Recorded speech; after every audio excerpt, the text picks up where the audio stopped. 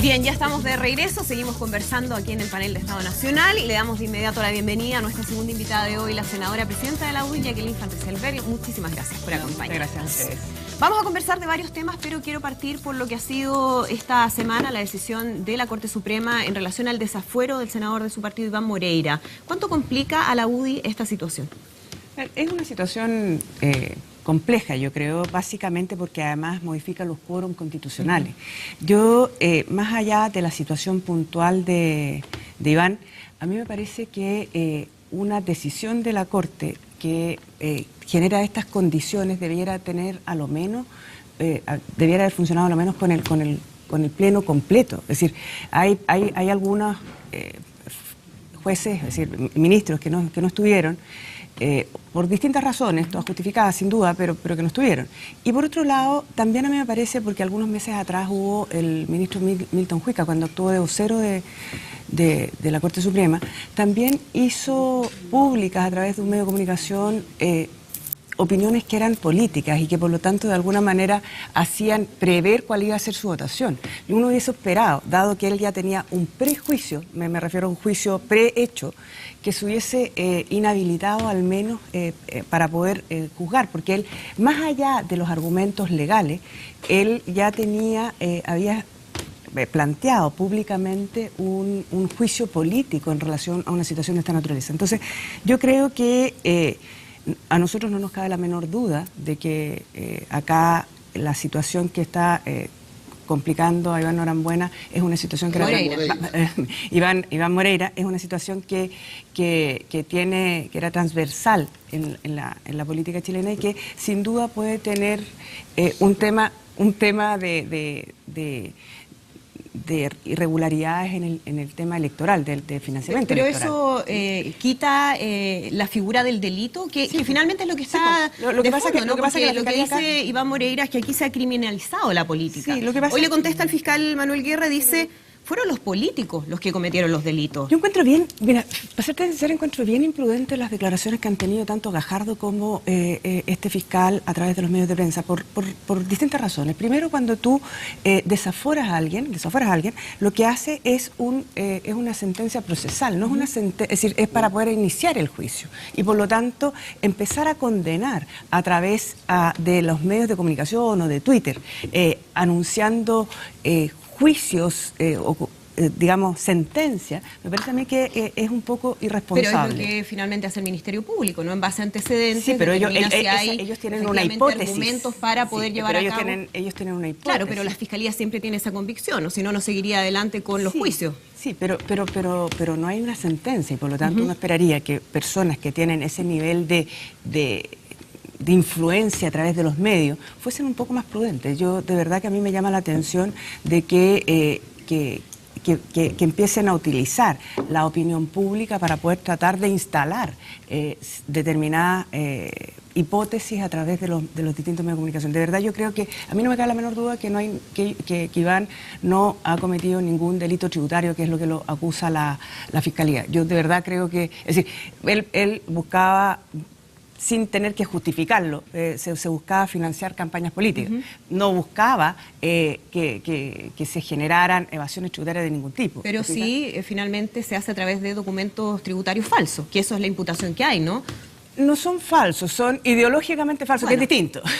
De todas maneras, la Corte Suprema considera que eso es un delito.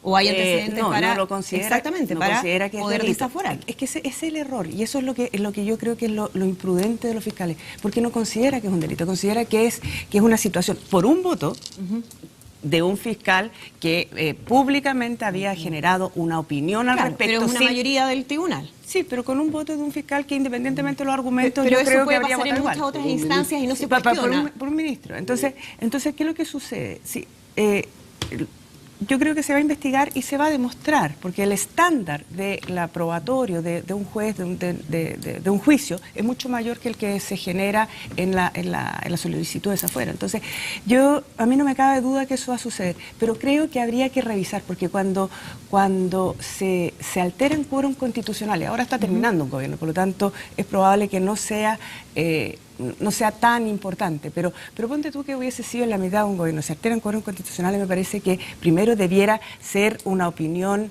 no debiera ser por un voto, debiera haber algún quórum especial o alguna cosa por el estilo, de manera que fuera una decisión rotunda por parte de la Corte Suprema. Creo que ahí hay un Eso tema... sería establecer un privilegio. No, Sería inconstitucional. Puede ser, pero Sería igualdad ante la ley. hay... Pero ¿sabes qué? Lo que sucede es que yo creo que hay distintas maneras, en materias en las cuales hay quórum. No digo que tenga que hacerlo, pero creo que si fuese al revés y fuese alguien que le alterara los quórum a la nueva mayoría... Pero es por una eventual comisión de delito. Incluso más, yo creo que aquí lo que hay que discutir es si se justifica el fuero tal como está configurado.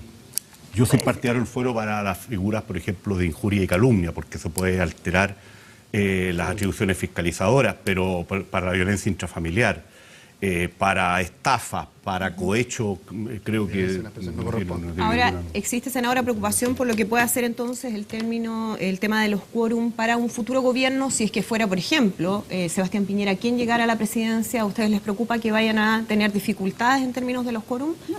Me parece que de alguna manera se altera. Es decir, yo no tengo duda que Iván va a demostrar su inocencia en los tribunales, de eso de verdad no tengo ninguna duda, la más mínima duda. Lo que sucede es que en el intertanto los quórums se alteran.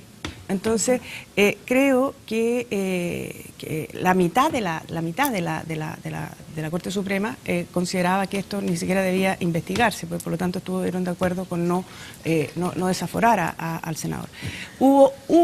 La otra mitad estaba en desacuerdo y hubo un ministro que, en virtud de un convencimiento personal, más allá de las pruebas que existían, hizo la diferencia. Claro, entonces, pero son 9 ministros los que votaron a favor. Sí, por eso te digo, la mitad y la mitad, y uno que tenía por un convencimiento personal previo que lo explicitó a través de los medios de prensa. Entonces, a mí no me cabe la menor duda, como te decía, de que se va a demostrar que no hay delito tributario. Pero cuando usted pone en duda ese voto del 9º ministro y usted dice, él ya había expresado públicamente, ¿usted considera que esa votación finalmente es ilegítima, está viciada? No.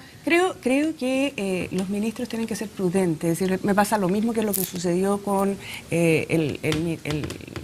en el caso cuando absolvieron a los comuneros. Es decir, yo creo que por la institucionalidad, por el respeto a la institucionalidad, creo que hay ciertos cargos en donde las personas tienen que ser prudentes en sus opiniones públicas, porque de alguna manera ponen en duda la objetividad de la decisión que finalmente van a tomar. Entonces, yo creo que eso es finalmente lo que complica la situación. Francisco Vidal. Senadora, mira, yo, más allá de los juicios, no quiero adelantarme a eso, pero sí tengo una pregunta que tiene que ver con que la UDI, el partido que tú presides, tiene frente a estos temas un estándar distinto al resto. Te voy a poner un ejemplo. En el PPD, que es mi partido, pero también en Renovación Nacional, la Democracia Cristiana, yo creo que en todos los partidos se estableció un criterio, que es militante formalizado es militante suspendido de su filiación y militante condenado es un militante expulsado. Pero ustedes tienen una cosa distinta. Yo creo que me lo expliqué. ¿Por qué el militante formalizado, todos los partidos lo pusieron en un estándar, que era suspendido? Esto es la lógica. ¿A Pizarro lo suspendieron? Pizarro está suspendido y está formalizado. Sí. Exacto. Lo que te quiero decir es lo siguiente. Todos los que estamos acá Condenado, expulsado. Claro, restablecer la confianza con los ciudadanos, que es la que hemos perdido. Entonces, a mí me gustaría que también la UDI tuviera el mismo estándar que no está en ninguna ley, ¿eh? Bueno, Jovino Novoa fue condenado y ahí Por eso está. te digo. Entonces, y además te he leído porque tú tienes otra opinión. Sí, yo tengo una opinión distinta. Yo de verdad creo que la formalización no es una condena. No es condena. Y creo que hay muchas personas que son formalizadas y que finalmente son declaradas inocentes. Y creo que esta cosa de este escrutinio público, esta cosa media autoflagelante que se impone en los partidos políticos, que incluso que se hace extensiva también a los parlamentarios, de tener que autocastigarse, me parece que atenta contra la presunción de inocencia. Cuando tus pares te castigan, porque por si acaso la gente entiende que tenías razón para ser castigado. Entonces, yo sí creo que creo que hay situaciones que si alguien lo ven, por ejemplo, entrando por la aduana con un cargamento de drogas y, no sé, y una cosa de esa naturaleza, o alguien lo ven en un acto de violencia intrafamiliar que es evidente, sí, claro, yo creo que son situaciones, pero en este tipo de cosas... Para ellos aún así hay presunción de inocencia. Sí, pero hay cosas que son como evidentes. Pero desde el punto de vista legal lo es.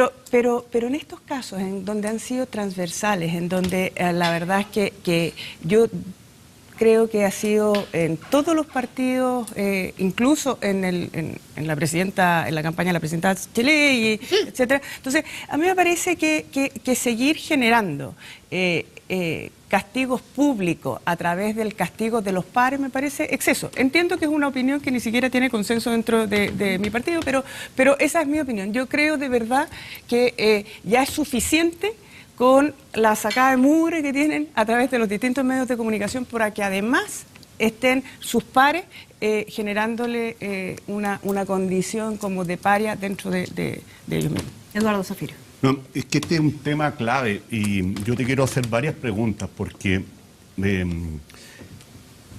yo creo que el gran problema hoy día, en general, de la gente que está en cargos de dirección es que no quieren entender el daño sistémico que se le está haciendo a la democracia, a sus instituciones y a sus actores con defensas corporativas.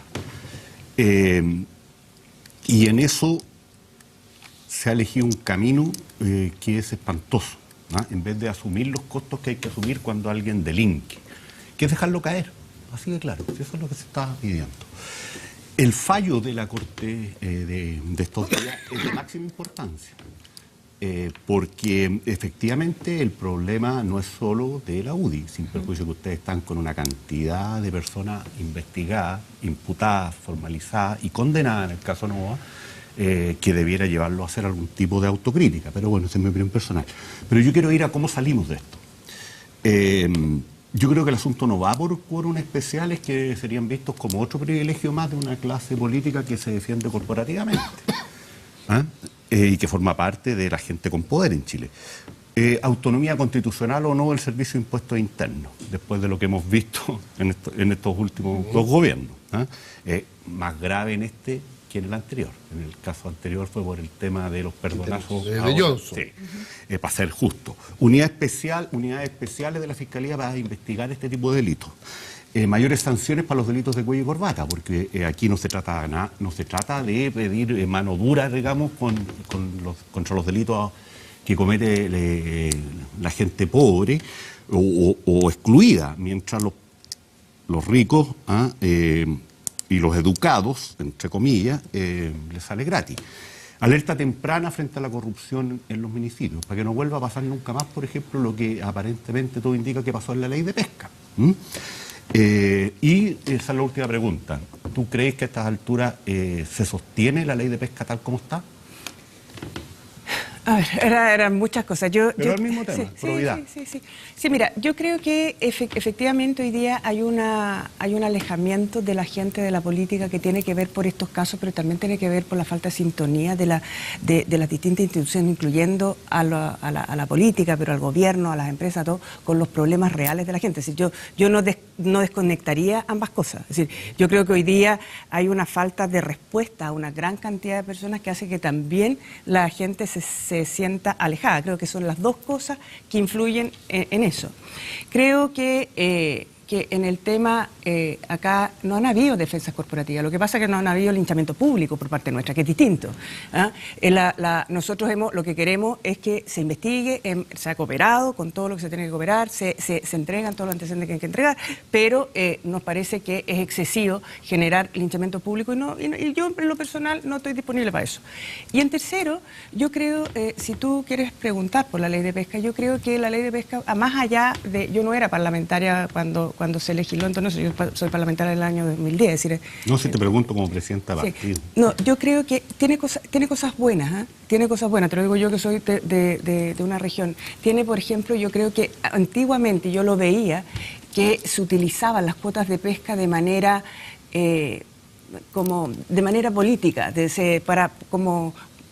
digamos, con criterios políticos, no con criterios científicos. Yo te diría que lo mejor de la ley de pesca, lo mejor de todo, es que hoy día la asignación de las cuotas está dada por criterios científicos, por un comité científico, que de alguna manera resguarda la sustentabilidad del recurso. Y yo creo que eso no es lo más potente de la ley de pesca, y eso debiera mantenerse, porque hay que quitarle, y creo que debiera mantenerse fuera del mando del Sernapesca el poder asignar discrecionalmente estas cuotas de pesca que se entregaban como premios digamos, o incentivos a tal o cual sindicato, a tal o cual organización. O sea, usted no está por derogar la ley de pesca, sino que hacer ciertas modificaciones. Sí, yo creo que hay que modificar en algunas cosas, siempre se puede modificar, pero creo que lo mejor de la ley de pesca es justamente eso, y eso yo creo que eso no debiera moverse, debiera tratar de que no fuera permeado.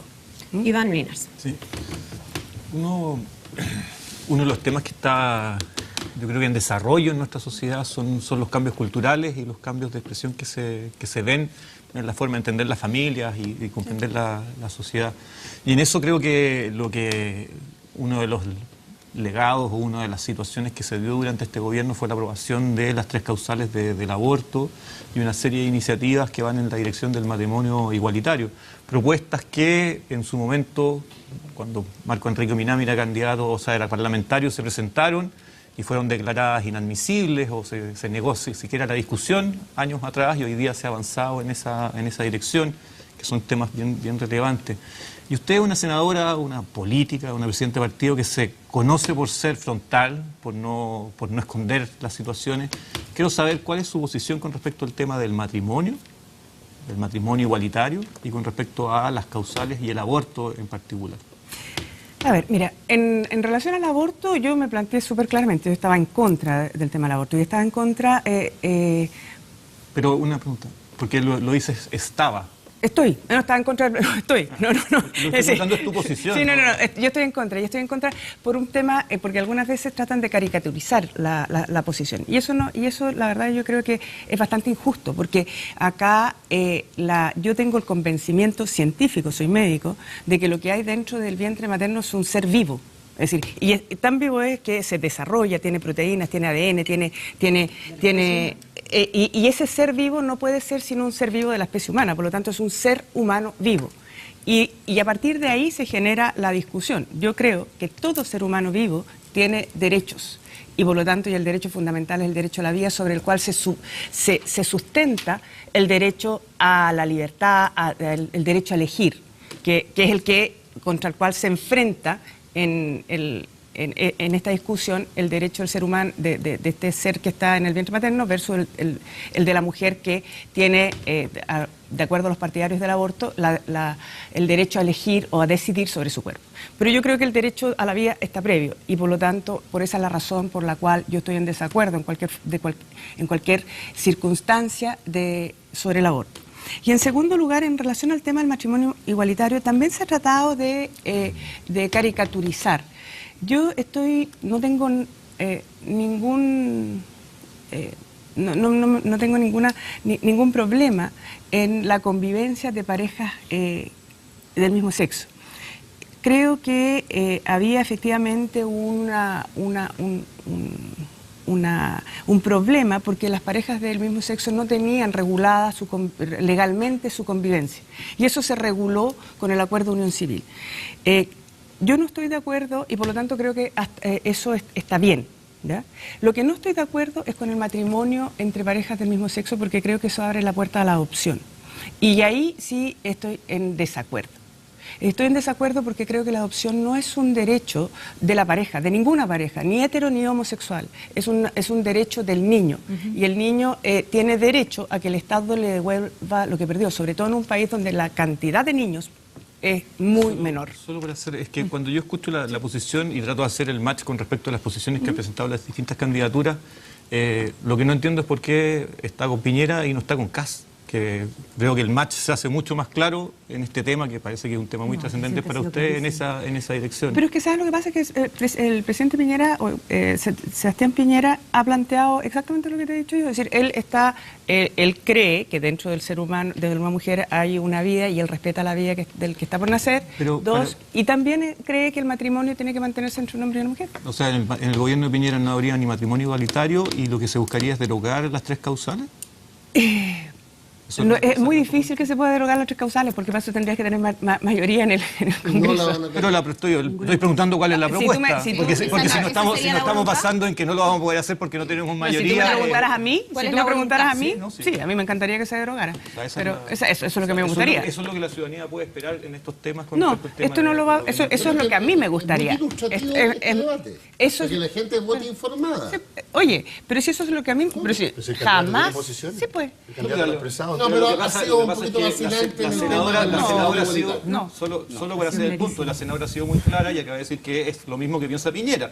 Eso no lo dije yo, lo dijo la senadora. Y entonces si uno dice, bueno, si eso es lo que piensa Piñera, uno puede, y lo que yo creo que es muy importante es que la ciudadanía sepa qué es lo que viene con respecto a estos temas si Piñera llega a ganar. Oye, es público, se lo ha dicho en los debates. Pero bueno, lo importante, lo que nosotros, lo importante es que la gente lo conozca, por eso es importante que las propuestas y no nos alambiquemos, y creo que en eso la senadora tiene una virtud. Iván, no se va por las ramas, lo acabamos de escuchar con todas sus letras y todas sus palabras. No, si yo no estoy haciendo trampa. No, para que no nos hagamos trampa, porque ¿eso qué significa? Que si el presidente Piñera gana, esas posiciones se transforman en mayoritarias. Si yo creo que ahí está el error de base del gobierno de la nueva mayoría. No entender por qué gana. Lo que yo estoy preguntando es cuál es el programa del gobierno y cuáles son las ideas que lo empujan. Y lo que lo empujan, eso es lo que nos acaban de plantear. No estoy haciendo trampa a nadie. A nadie. Lo que quiero es que la ciudadanía, y por eso la pregunta fue muy clara. Dame un segundo, Iván, para preguntarle a la senadora. Usted dice que no le gustan las caricaturas. ¿No es una caricatura cuando usted misma plantea que usted es pro familia, a diferencia del resto que está a favor, por ejemplo, del matrimonio igualitario, o que es pro vida, a diferencia de los que están a favor de la despenalización del aborto? ¿No es una caricatura del resto de las personas? No, yo creo que no. Usted dice que quienes están a favor del matrimonio igualitario no son pro familia. No, yo no he dicho eso. Yo lo que he dicho es que hay posturas dentro de la izquierda más dura básicamente, que yo creo que tratan de debilitar a la familia, que es distinto. Pero Luis Larraín está en la lista de ustedes y tiene la propuesta. Es la izquierda más dura. No, pero es que no iba a ese punto, no iba ni siquiera al matrimonio igualitario, iba en donde se trata de debilitar a la familia quitándole el rol preponderante de la educación de los hijos a los padres. Y creo que pero ese es otro tema. Yo estoy hablando de un tema de matrimonio igualitario. ¿Quiénes están a favor del matrimonio igualitario para usted? ¿Son pro familia? Yo creo que no son ni pro familia ni contra familia, son pro matrimonio igualitario. ¿Pero por qué esa diferencia? ¿Por qué quienes están a favor de un matrimonio igualitario y que creen que una familia legítimamente puede estar compuesta por una pareja homoparental no son pro familia? No, no he dicho eso. Ya, a mí lo que me parece, sí creo que sí soy pro vida. Ahí yo creo que hay una diferencia mucho mayor. ¿Y los demás son pro muerte? No lo pondría pro muerte, pero creo que se pone desde esa perspectiva. Es que yo creo que sí se está matando. Sí, lo que pasa es que yo sí creo que cuando tú estás matando a un ser humano que está vivo. Entonces eso no puede ser pro vida. Eso no es así. ¿Te fijas? Entonces yo sí creo que el aborto mata a un ser humano que está vivo y eso no tiene dos lecturas. Ahora, ¿qué pasa? Dame un segundito, Francisco Vidal. Cuando usted habla de proteger al niño, el bien superior del niño en el caso de la adopción homoparental, ¿qué pasa con esos niños que actualmente son hijos de parejas homoparentales y que no están protegidas legalmente? ¿No es una discriminación hacia esas familias?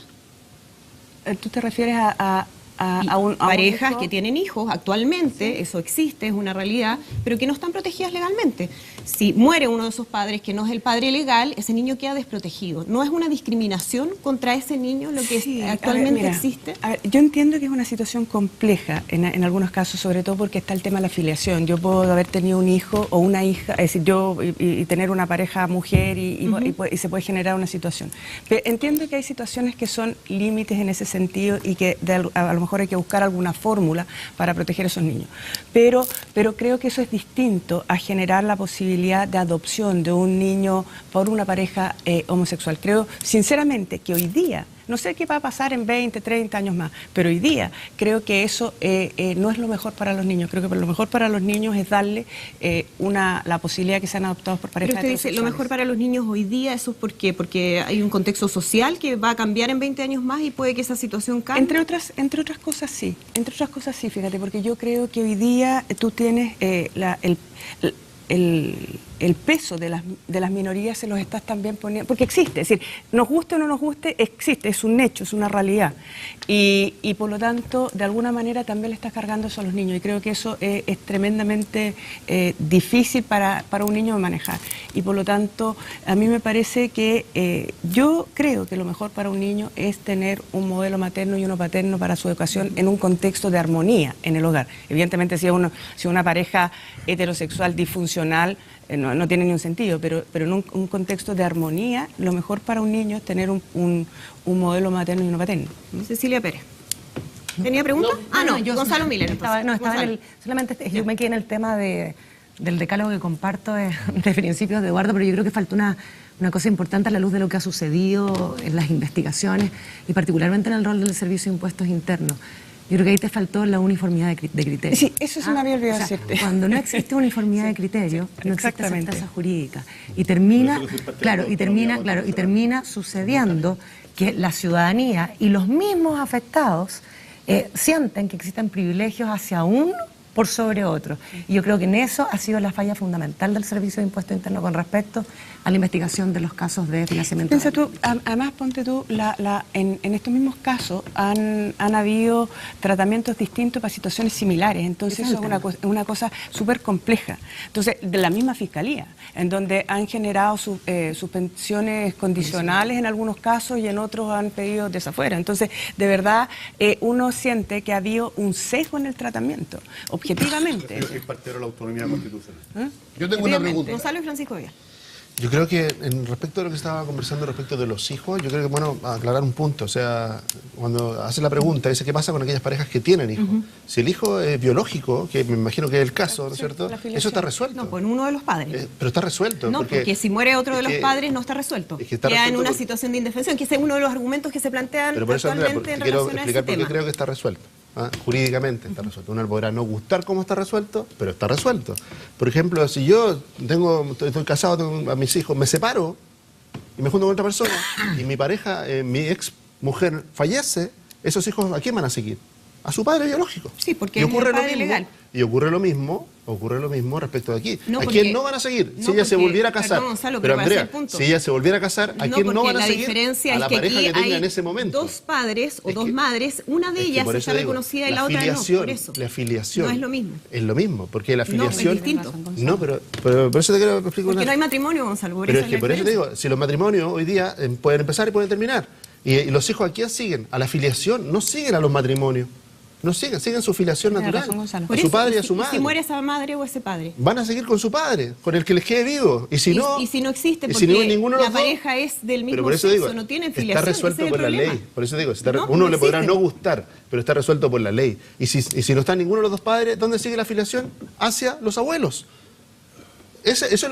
Así lo hace la ley. No, es Entonces, distinto. por eso, en caso, olvidémonos del tema del matrimonio homosexual. Si es un segundo matrimonio de una pareja heterosexual, ocurre exactamente lo mismo. La nueva pareja, Ahí hay un padre la nueva y una madre. pareja, por eso, pero da lo mismo eso. Sí, además no tiene que ver con por eso No, este tema es fundamental, pues, no lógico. tiene que ver. No, por eso digo Sí. que no tiene que ver. No, Ya. los hijos van a seguir ¿a quién? La filiación natural. Si yo me vuelvo a casar y tengo otra pareja y yo fallezco, ¿mis hijos a dónde van a ir? ¿Con mi nueva pareja? No.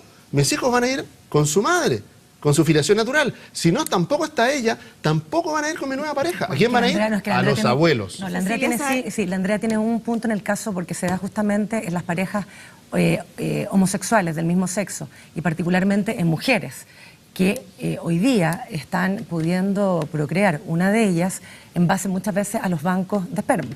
Entonces, efectivamente no está la figura del padre, pero ahí... ¿Qué te dice la ley? Justamente. O los abuelos o los, Claro. Sí, la hermanos. filiación natural. No la filiación madre directa. que ha hecho el Claro, rol de madre. justamente. Francisco Vidal. Ahí está. Es distinto. Quedé con la bala pasada con tu propuesta que no se va a poder hacer porque vamos a ser mayoría en el Parlamento. Dime, si tiene fe, Pancho. Si creo que ninguna cuando persona tú para la dices, mayoría. cuando dices vamos a tema de hacer, fondo porque me tocó vamos a a mí lo hacer. personal, mira. Cuando tú dices, si de mí dependiera, derogaría la despenalización de las 3 causales, me quiero detener en la causal de violación, que fue mi duda. ¿Y tú sabes quién me aclaró? No un hombre, ni un amigo. Me lo aclaró la Mané y mi hija. Y escuchándolos a ella, porque yo no me imagino el violado, la violada, me convencí que era completamente razonable, que es la más dura de la contradicción entre el feto y la mujer. Media entre eso, en esa contradicción, la violación. Entonces, ahí me extraña, no, te entiendo, pero que una mujer, caso tuyo, diga, también derogaría el aborto por violación. ¿Sabes lo que pasa? ¿Qué te pasa a ti con eso? A ver, lo que pasa es que yo creo que son situaciones dramáticas. La gran mayoría, cuando hay violaciones, una agresión sexual, por decirlo de alguna manera, es decir, alguien la pescan en la calle y la agreden físicamente, una cosa con violencia, esas mujeres normalmente, eso no termina en embarazo porque hoy día hay una política pública de la pastilla del día después. Por lo tanto, a uno podrá gustarle o no, pero es política pública. Por lo tanto, las mujeres tienen acceso a eso. Razón. No voy a hacer un juicio de valor al respecto, pero lo que te digo que eso es así hoy día. Segundo, ¿cuáles son las mujeres que en casos de violación terminan embarazadas?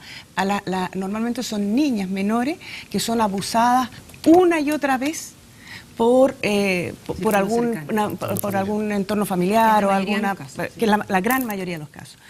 Y en esos casos, la verdad es que efectivamente es una situación súper difícil y la estudiamos y la vimos profundamente en la Comisión de Salud del Senado. Y allí, más allá de lo dramática de la situación, también se da la misma situación. Tú tienes un ser humano que está vivo, que es... Y una niñita violada. Sí, pero su violación no se resuelve con la muerte de este otro ser humano.